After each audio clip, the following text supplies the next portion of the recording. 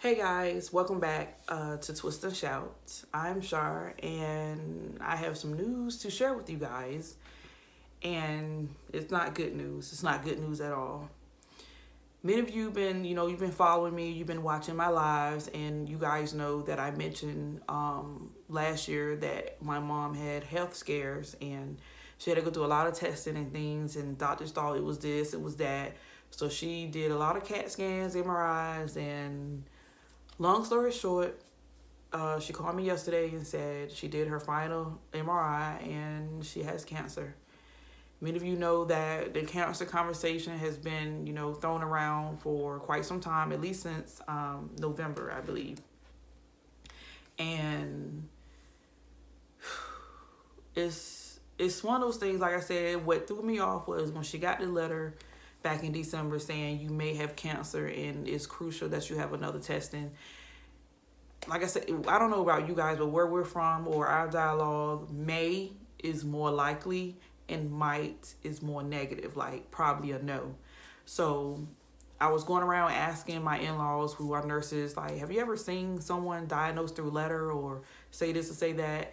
And they was like, expect some of anything right now due to COVID.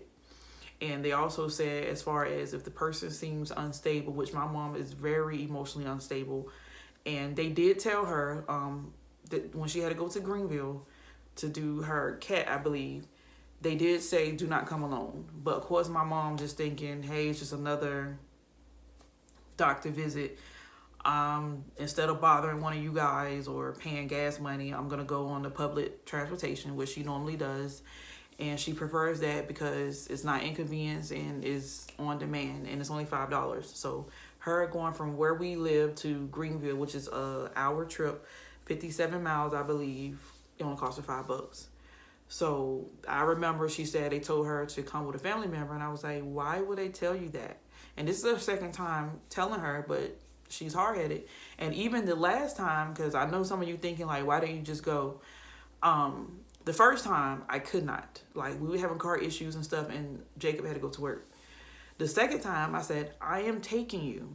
And I called and I went to the house and she wasn't there. And she was like, I just went on the, and I'm like, are you serious? Because I even, in the back of my mind, I was like, something's not right. Like, I just had this feeling. And then when she got the letter in December, it was like, I really think they're trying to say in so many words that we need to tell you something more importantly. But she was just, and the crazy thing is, because when she got the letter, you guys, she was so upset. Like, wow, like, what are they saying? What are they talking about? They told me my test was good. But like I said, my mom is not stable mentally and emotionally. And I'm not saying she's far off, but I told you guys, mental issues run deep in my family, and she is not as stable as a average normal person. I mean, she can take care of herself, she can pay bills and stuff, but she has her issues. And like I said, I was talking to my husband. I said, man, it's something about that letter that just never sat well with me. And she called him back, and they didn't, of course, you've reached the receptionist. They were definitely not going to say anything. And they were just like, well, just call your doctor back when you can. And, but yesterday she called and said, yeah, they said I have cancer. I have cancer in my intestines. Now, the only thing that I can, not be so upset about, because I guess the doctors saw that there was cancer somewhere, but they need to make sure where it was originally or how it's stemming. And they said it's slow growing. So on one end, I'm trying to be okay and saying, okay, it's slow. We have time to, enjoy her and, try not to expect the worst. But I know all too well that it seems like almost as soon as you diagnose, the health goes down. Now, I also know some cancer survivors, but they're not my mother's age. They don't have my mother's health record. She has high blood pressure, she has diabetes, she has acid reflux disease, and she always had a sensitive stomach, which, like I said, with her health scare, so I told you guys that I noticed that I became an emotional eater and I started putting on weight. And I said, you know what? I want to not have to deal with that. So I've been trying to eat better. I've been trying to be active, all that stuff. And I've been trying to tell her, like, look, stay off the pain pills if you don't need it, because they have been, it's showing signs that it's been affecting her kidney and her liver. But when she's the type, when she's in pain, she's just ready for it to go. And that's one thing that I've grown to, watching her have to go through that. I was like, I'm not going to pop pills for pain. And usually I just thug it out. I drink water, and I drink water till I feel like the pain is gone. And y'all may think water ain't helping, but I'm telling you, like, water gets rid of headaches. Water get rid of the aches and pains. Like, and she's a big water drinker, and I think that has kept her. She's 64 years old, and she drinks a lot of water. Like, every now and then she'll go grab for a diet soda, but water, she keeps water right beside her. And I have picked up that habit too. Like, I'm always drinking some water. I'm always finishing some water. But I just had to come and tell you guys and kind of be open and honest about how I'm feeling. I'm literally feeling all over the place, and I'm trying to keep it together. I am the type that keeps things here and here, and it doesn't really come out here. I do have moments where I may be in the shower or something, like, here's my chance to cry my eyes out or cry on my husband at night. I ask that you pray for all of us. Pray for my mom, my sisters. I have not gotten the gut to tell my little sisters and my little brother. I told my older sister, because more than likely, as things go on, she will probably end up being responsible for a lot of things, because she is available where I'm not, because I'm married with kids. And I'm not saying I'm not going to be there with my mom, but I'm saying that there's a lot of things against my scheduling than for. Like, my daughter's doing virtual learning, my husband's working, and I have Jace, so it's a lot. So please pray that we keep saying that we don't worry ourselves to death, because my mom is a huge worrier, and she's really emotional and really, really unstable in her emotions and how to express and how to deal, how to cope.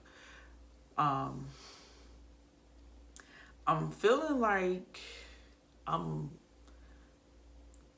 2 steps away from losing it myself, to be honest with you guys. Just pray. Please pray. Any word of encouragement is appreciative. No negativity.